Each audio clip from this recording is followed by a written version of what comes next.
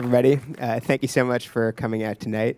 I'm Simon Vosik-Levinson. I'm an editor at Rolling Stone magazine, and I'm about to be joined by a very special guest. This is one of the most influential figures in hip-hop in the last 10 years. This is a man who defines the term "we the best."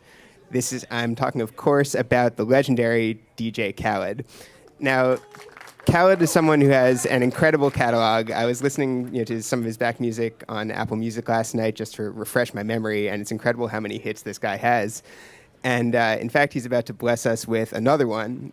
His latest album, he has a new album, I Changed a Lot, coming out this Friday, so there's still time to get those pre-orders in on iTunes. And without further ado, Khaled, would you like to join us?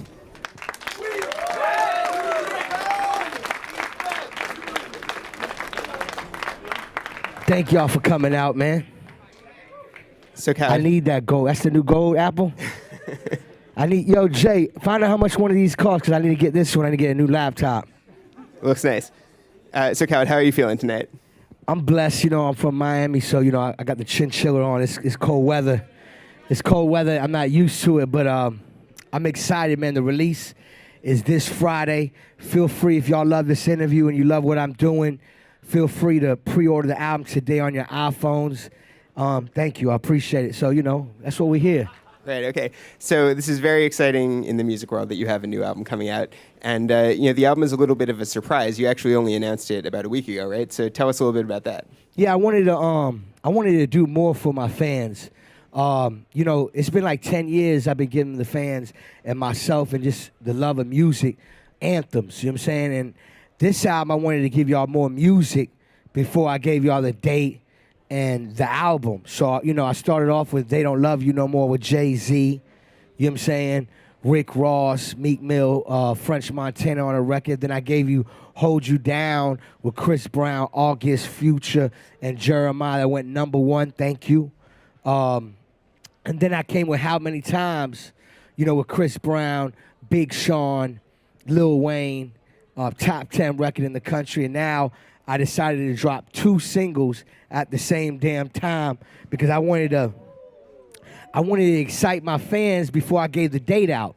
So I dropped the 2 singles, Gold Slugs and You Mine, one with Trey Songz, Future and Jeremiah. And then I teased the song at the end of the You Mine video. And then Gold Slugs with August, Chris, and Fetty Wap. And the reason why I wanted to drop 2 singles, I wanted to challenge myself and I wanted to challenge radio, but this was all for the fans to get more. And then I announced the date. And I dropped 2 videos at the same time. So, I'm thinking about when I was listening to Jay-Z or Biggie or Nas, when I was, I'm still young, but when I was real young, how excited I was to hear Hypnotize. How excited I was to hear One More Chance. How excited I was to hear the Nas Hate Me Now. How excited I was to hear, any Jay-Z song. You know what I'm saying? And seeing the visual. So I wanted to take all our favorite artists, and I wanted to give you 2 songs at the same time, 2 videos at the same time, and then boom, the album come out next Friday. You know what I'm saying? So, you know what I mean? I think it was important. And not just that, I feel like my fans expect me to take it to the next level because they know that we represent the best because we the best. Absolutely. Now, so by the way, this is Rolling Stone and Apple connection. This is big. This is big. Historic. This is major. Now, the language for this event refers to you as the ultimate hip-hop curator. I think that's a good title. Is that how you see yourself? Are you a curator? I look at myself as a young icon, a young mogul, somebody that inspires the young world. When like I said, when I was coming up, I remember Puff Daddy, and still know Puff Daddy, and look at his success. Meaning, as in, man, this man got a record company. He's an artist. He produces. He has his own clothing line. Look at Jay-Z. Man, this man got a management company, a record company. He's an artist. You know what I'm saying? And those are the people like Berry Gordy and L.A. Reid and these type of things that I looked up to. So when you think DJ Khaled, I'm the new generation of that. You know what I'm saying? And it's important that we educate our new generation in the young world, because when I was coming up, those people were praised and we loved them, and magazines and networks praised them. Nowadays, magazines and networks, they're not praising us. And when I say us, the young world and us and me as a mogul, and I feel like they need to be educated. That's why it's important that we sit here today to educate the young kings and queens. You know what I'm saying? So I look at myself as an inspiration because I'm inspired and I want to inspire y'all. Yeah, absolutely. I mean, you are absolutely inspiring. What do you want to educate people about? What do you think is not being covered enough? I mean, I want to educate people when it comes down to my music. You know, it's a difference of people having features and a good song.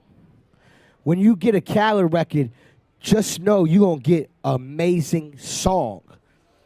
There's plenty of people that might have some of these features that I have, but their song is not as good as mine. You see what I'm saying? So, you know, when somebody thinks that this is just easy, nah, it just don't happen. You know what I'm saying? It's me in the studio putting my vision, and I get with the artist's vision, and it's a teamwork, a team effort for us to create these classic, timeless anthems. You know, I got catalog. You know what I'm saying? If I wanted to drop a greatest hits, I could do it. You know what I'm saying? Some artists and producers and they or DJs or whoever in the music game can't make it past the first single. I'm 8 albums in. This is my 8th album. You know what I'm saying? This 10 years of anthems. All I do is win. I'm on one. Go hard. We taking over. You know what I'm saying? I keep going. You know what I'm saying? Like, I can go, it take about an hour to tell you all my songs. But what I ain't trying to be cocky or nothing. I just know this is the platform that I can express my passion to y'all on a one-on-one tip instead of you seeing me on a video or at a radio station interview. You know what I'm saying? This is an opportunity for me to speak what I always wanted to speak. You know, what I always wanted them to publicize and embrace. You know what I'm saying? Another one. So tell us, so how do you do it? Because you're right that, you know, you get performances that are amazing out of these artists, right? You know, if you hear a Khaled record, you know artists are going to be at the top of their game. How do you make sure that people bring the absolute best material to the table? I mean, first of all, the artists I work with are absolutely great. And I'm a fan of them. And I think we support each other. And a lot of these artists I came up in the game with. So when I'm in the studio with an artist, or if I'm on the phone, or if I'm presenting something to an artist, they are already great. I just want to make it, I want to get the best out of them at that time and that moment on this song. Y'all remember We Taking Over, right? Of course. Y'all remember Lil Wayne's verse? I Classic. am the beast. Feed me rappers, feed me beats. That verse alone, everybody ripped it on that song. But that verse alone was monumental, so epic. You know what I mean? To me, it was a game changer, and it changed the climate at that time. You know what I'm saying?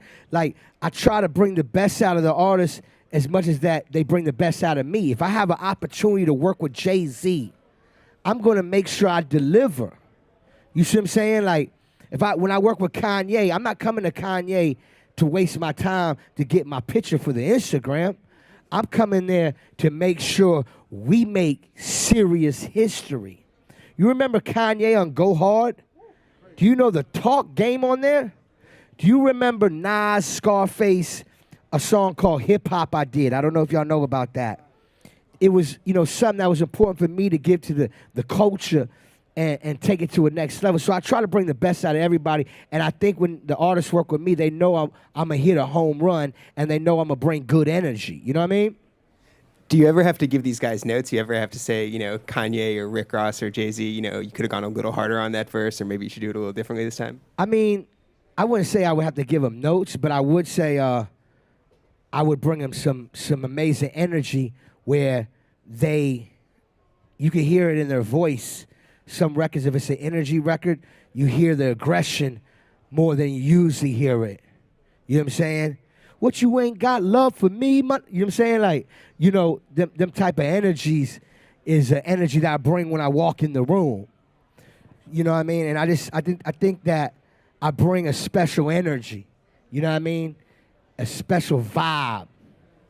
And how do you know when they've hit that vibe? Can you just hear it? Can you hear the energy? I mean, the excitement when the record's done, the excitement when they hear the idea, the excitement when they're in the booth, the excitement when I release the record. You know what I'm saying? You know, when you imagine when you release the record and you get the call from the artist, like, man, they loving it. And, you know, I'm like, I'm so grateful to even have you on the record, for you to call me and tell me, man, I just heard the record on the radio, man, the video looked crazy, I'm getting crazy calls. That's like, to me, the trophy, the ring, the championship. Like, we made it, we did it. Another one. Has there ever been a record that almost happened that you wanted to happen but it didn't quite work out, that's still out there that you wish it could happen someday? I mean, I didn't start on something that didn't happen. When I start on something, I'm so determined to make it happen.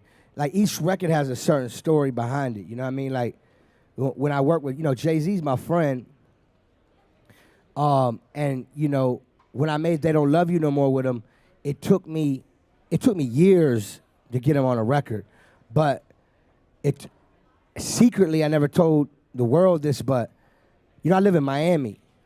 And I came to New York, and I stayed here for a whole year and made sure that Jay-Z felt my presence until I got them vocals on a record. Like, I was determined. Like, I ended up playing basketball at Rucker. I ended up going to Marcy Projects. Like, I want him to feel my presence. You know what I mean? So when I seen him, you know, every time I see him, I'm like, yo, I need that verse. You know what I'm saying? Like, you know, I wanted him to understand that I'm not taking no as an answer. Like, I'm going to go hard. And, you know, it's things like that not just music. I think in life you should be determined to do whatever you have to do in a positive manner to get your goal and your dream accomplished. So it's determination, you know? It's inspiring when you talk like that. Have you ever thought about writing like a self-help inspiration kind of book just to sort of put your wisdom out there for people? I mean, you know, when the time comes, you know what I'm saying, I wouldn't mind putting a book out. If I named a book, I mean, if I did a book, it would probably be called They Told Me No, I Told Them Yes. You know what I'm saying? That might be the book, you know? Right. So let's talk about that song, They Don't Love You No More. It's as you say, it's a classic Khaled record. You got some amazing performances out of those guys. That song is about when you reach a certain level of success and you find that people, maybe they're not there for you, they turn their back on you. Is that a feeling you can sympathize with? I mean, everybody can relate to me. That's another thing, too. When I make these anthems, I make sure it's records that we can relate to. They Don't Love You No More, I feel like it's a record where, you know, it's like, imagine you in school and you and your homeboy, your homegirl, and y'all work together to graduate, and y'all studied every single day, and y'all helped each other every single day of your life. You know, push your man or push your homegirl. We got to win. We got to do what we got to do to graduate. You know what I'm saying? And then when you graduate and they got what they needed from you at that time, well, not that time, that 10 years of time. You know, it's a different talk when you put years behind it. And then they act like they don't know you. They act like they don't need you. You know what I'm saying? And that's when you hit them with, what, you ain't got love for me? All the stuff I done for you? I'm not the type of person to tell what I've done for somebody. That's not my style. But there is a time when it gets out of control. You see what I'm saying? Imagine an artist I've been pushing all my life, pushing every day, investing all my money, and every day telling y'all about an artist. And then out of nowhere, they act like they gas and they don't need you no more. But what about that 10 years of investment and hard work, and you don't acknowledge the dawn? That's crazy. That is crazy. You know what I'm saying? It's so many different ways to explain it, and it doesn't have to be in a music way. It could be in any. Everybody can relate to that. Am I correct? Absolutely. Yeah. You know what I'm saying? All right, so the album is called I Changed a Lot. Now, that's an interesting, intriguing title. Tell me what you mean by that. I mean, Jay-Z said it best. You work this hard to stay the same. That's crazy. You know what I'm saying? I changed a lot. For me, the title means so many different definitions, meaning as in my health. You know what I mean? Like, now I work out. Yeah, I'm a fat boy. You know what I'm saying? But I'm a fat boy that's healthy. Because I ain't never had a problem being fat. I'm fly to me. I ain't got no problems, trust me. But when I work out, I feel good. I smile more. I think better. When I eat crazy, a bunch of fried food, I know I did it and I feel guilty. And the next day or the next week, I won't eat no more of that. At least I'm aware. And that means that's part of a change to be better and greater. I feel like I'm my only competition. So I challenge myself by giving y'all more music, 2 singles at the same time, 2 videos at the same time, not telling y'all the release date till it's time. You know what I'm saying? It's so many different ways. And, you know, also I changed by keeping my circle tight. You know what I'm saying? Not letting no negative energy allowed in my airspace. If you have negative energy, I'm not rocking with you. You have to exit the door. You can't be around me. If it ain't good vibes, I don't want to be around you. You know what I'm saying? Like, I just don't. I want to be happy, man. I want to live life. I work so hard. I've been through so much in my life. That's a whole nother story. You know what I'm saying? And life is real, and we should be very grateful that we have it. So I changed by meaning as in I'm more grateful, and I already been grateful. I'm super grateful for life. God is the greatest. So let's talk about the ways that you've changed over the course of your entire career, because you've been in this game for a long time. Tell us about how it first started for you, how you first got into the music industry, what your mindset was, what your goals were. When I first got in the game, man, I started in a garage. You know what I'm saying? 2 turntables, a mixer, an MPC drum machine, and a bunch of vinyl. Everywhere was vinyl. Everywhere. I would sleep on records. Posters of KRS-One, Tribe Called Quest, Pete Rock and CL Smooth, Biggie, Jay-Z, Nas, you know what I'm saying? Buju Banton, Bob Marley, you know what I'm saying? Garnet Silk, you know what I'm saying? Like Dennis Brown, you know what I'm saying? Isley Brothers, Bob James, Sam Cooke, you know, Parliament Funk. Like, I lived this, man. I came up in a special time. I come from a special cloth. You know what I'm saying? So when I started in the game, I always said, man, I want to be the greatest DJ. You know what I'm saying? And my younger days and now, I feel like I'm the best DJ in the world. You know what I'm saying? And at that time, you know, my favorite records were the Cut and New Tricks, who was Run DMC, Peter Piper, LL Cool J, Rock the Bells. And at the same time, I was making beats, and I started in the game. I was called the Beat Novocaine. You know what I'm saying? I used to produce records for Joe Crack. Shout out to Joe Crack and shout out to Big Pun. I did some joints for Fab and Ludacris. And this is like before I became DJ Khaled. You know what I'm saying? This is all out the garage. You know what I'm saying? I remember giving a beat CD to my brother Clark Kent, that's a friend of mine, to give to Biggie Smalls. You know what I'm saying? Because he was DJing for Biggie at that time. You know, these stories is what made me who I am today. You know what I'm saying? So from ripping the clubs to having the #1 radio show for like 17 years in a row. That's right. And before 99 Jams, Mix 96, Pirate Radio, Underground Station, straight the mud. You know what I'm saying? I DJ 7 days a week, 24 hours around the clock. When you jumped in the car, you heard DJ Khaled. When you left the car, you was going to the restaurant, you heard another car playing DJ Khaled. When you jumped back in the car, you heard DJ Khaled. You went to bed and woke up, you still heard DJ Khaled. I'm not lying. I used to live in the pirate radio on the floor. Everybody else wanted to go to the club or hang out and do that. I wanted to be on the radio. And in Miami, they heard my voice. You know what I'm saying? They were like, who's that? Then they see me in the club. who's that? Every time I DJ, I made sure when you left that club or you heard me on the radio, you was talking about DJ Khaled. You know what I'm saying? And it connected because I went to every hood, every city, from Brooklyn to Miami to Jamaica. It didn't matter where. And back in them days, we ain't have Instagram.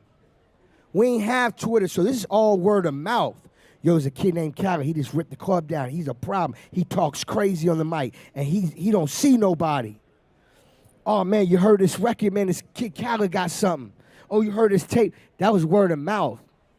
Nowadays, we have these technology, and we should be so grateful for this because if we imagine if Biggie had an Instagram, or Bob Marley, or Nas back in them days, or you know what I'm saying, like Jigga in the projects with his Instagram, and we could see these moments. You can see it now, and back in them days, it was word of mouth. You know what I'm saying, and that's how DJ Khaled became word of mouth, and the people made me. You know what I'm saying? They made me. You know what I'm saying? And I ain't stopping. That's why I go hard for my fans because that's who made me. I don't care about critics or people that supposedly know what we live in our culture. They don't know. You ain't never come talk to me and ask me, so how you know? Did you ask him or her? No, you didn't. You in a room by yourself trying to figure it out and guessing. Nah, not DJ Khaled career. You better know my story. I can say as a critic, that is like a pretty accurate description of how critics are. We're alone in a room. Yeah, but it's not all of them. You know what I'm saying? But the only reason why I'm so into that right now because it's been 10 years of DJ Khaled, and I feel like the people I name that I look up to at this day and time, you don't think DJ Khaled deserves a cover of a magazine and being praised homage? Come on. I'm not saying I haven't got one, but I'm saying is, come on. Like, are you serious? I got so many hit records, and not only do you listen to them, your kids listen to them, not even that, it's your favorite record, and you don't recognize who I am? You know what I'm saying? I think you're making some good points, and it's all love and it's all respect, Khaled. Now they're giving me the sign here that I think we need to go to the audience Q&A, so if people have some questions, you can ask right now. Yo, DJ Khaled, what's up, man? I've been a fan of yours since 6th grade when you was on WEDR 99 Jams in Miami. So your story, like, I've been seeing you grow as I've been growing. To see you here now, just proves to me that through hard work, man, you can make it. So thank you so much for this moment, for working hard, putting Miami on the map. Because like you said, one city at a time, we taking over. I know Akon was one of like your first artists or whatnot. He started at the Apple Store in Miami, Aventura. I remember that moment. I met him as well. But what are your hopes for the future? What would you say to any kind of inspiring artist or DJ host or anything? I know you've worked hard. You actually put yourself in, like you said, the people help make you. What would you say to somebody right now from Miami, from Fort Lauderdale, trying to make it in New York, trying to be a radio and television personality as well? Never give up. You know what I'm saying? I think I'm the definition of never giving up and never surrendering. You know what I'm saying? And I encourage y'all to go so hard, but when I say so hard, don't put yourself in trouble to get what you want to get. But sometimes you got to show them better than you can tell them. You know what I'm saying? Because, you know, I can come up to you and say, yo, I'm this, I'm that, I can do this, I can do that. That's cool. Show me. But they not asking to be shown. So you're going to have to show them, and then they going to see because they have no choice to see. You see what I'm saying? That's the key. You be surprised. Like, you know, if you're an NBA player, trust me, if you dunking and you shooting them threes, somebody going to tell somebody. Trust me. So if it's getting your block hot or if it's singing in the shower and then somebody passes the word outside your house to your neighbor, that's how it go. You know what I'm saying? The word get out, and then you realize what's your niche, and then you just keep going hard, you know? Thank you for having me here. DJ Khaled, respect. Salute everybody here, too. I'm from the Bronx, HD. Question for you. What's your creative process? I know you knocking these records out the park. Everyone, respect for that. Just a little insight. How you making these records? I know as from an artist perspective, you know, you record 100 records, and you pick out the best 10. So we not even hearing your whole catalog. So I just want to know a little bit, breaking your head a little bit, to see how your process, you doing this. It's important to have a good team. The saying, teamwork make a dream work. Every producer or every leader or every coach has a vision. You know what I'm saying? Sometimes, I look up to Quincy Jones. Quincy Jones, when he was in the studio with Michael Jackson, I wasn't there, but I'm sure that he had the best keyboard player, the best guitarist, the best engineer, the best guy that mixed the record, the best speakers, and made sure the AC temperature was right. Just everything as a team, right? I always start with production first. If it's me collaborating with another producer, shout out to Lee on the beats that produce Gold Slugs, You Mind, How Many Times, and Hold You Down with me. You know what I'm saying? And he signed to We the Best. I want to praise him because he's a young king and he's growing and he's becoming to be super great. And when we work together, it's amazing. Some people just have that, certain people I can rock with that can see what I'm trying to do and we can put it into light. So I always start with the production.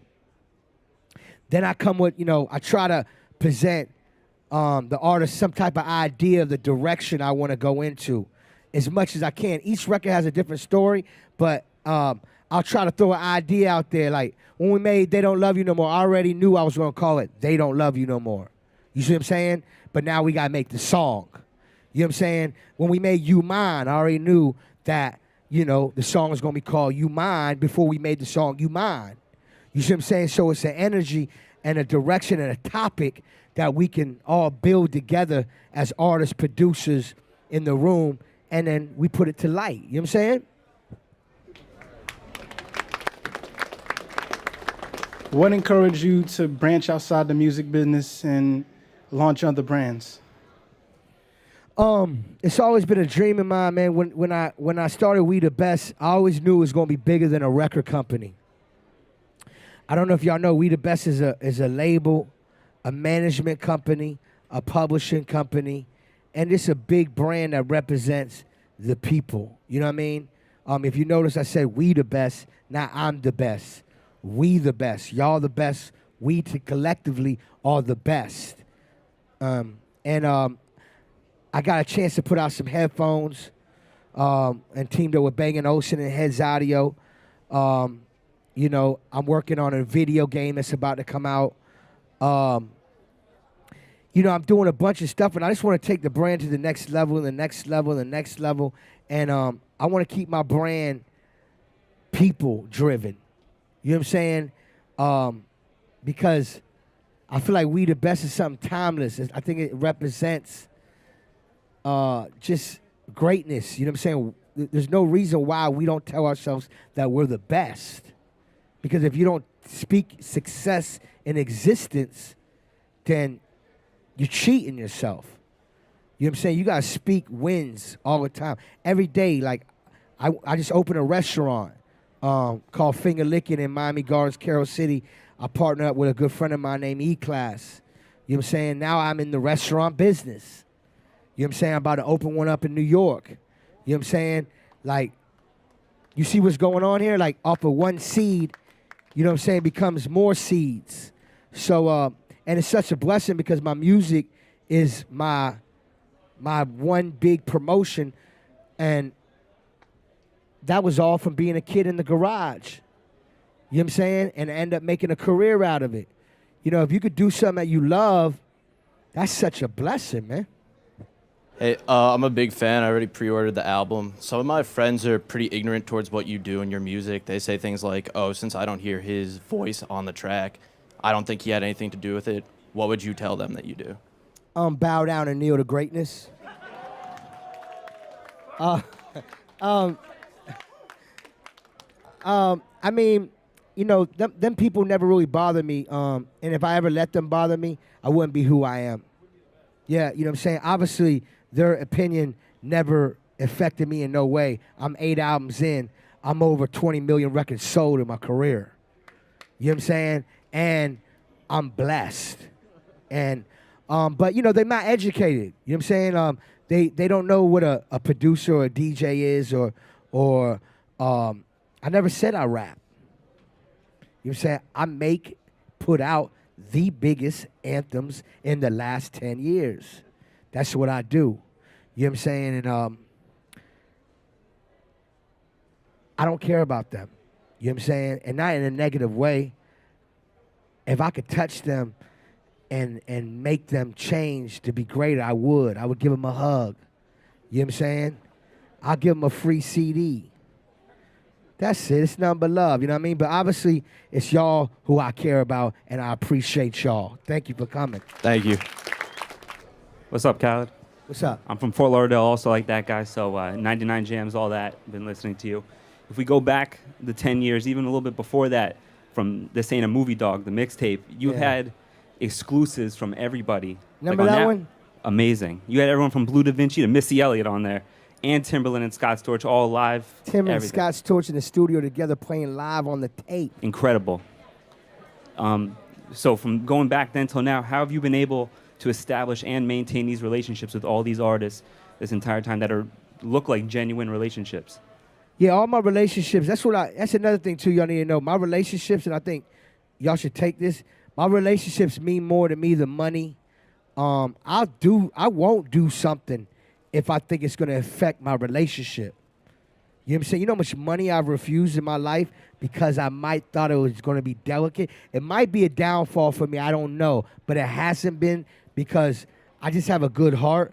And what I mean by that is like, I feel like if I rock with you, I'm going to rock with you all the way, not halfway. And a lot of these artists, most of them, we came up together, meaning as in, I remember the first time Chris Brown dropped his first single, I was outside the studio, and when he was done with the song, they gave it to me. I went on the radio and played it, and that was his very first song he ever put out as a major artist.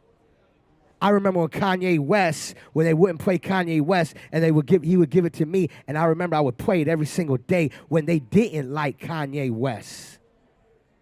You see what I'm saying? So I think some of these artists, we have a mutual respect for each other and grinded. And you can hear it in the music. You heard Kanye on Grammy Family. You know what I'm saying? He bigged me up by, saying they wouldn't play me until Khaled turned the volume up. You see what I'm saying? I ain't lying.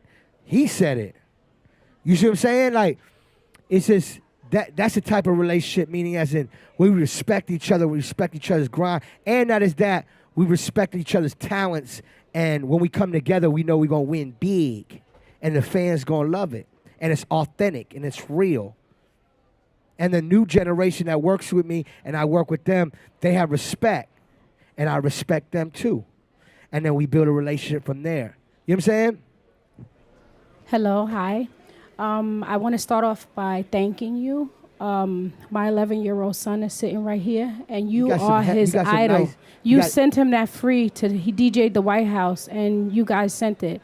And we wanted to personally tell you thank you very, very much. He eats and sleeps with those.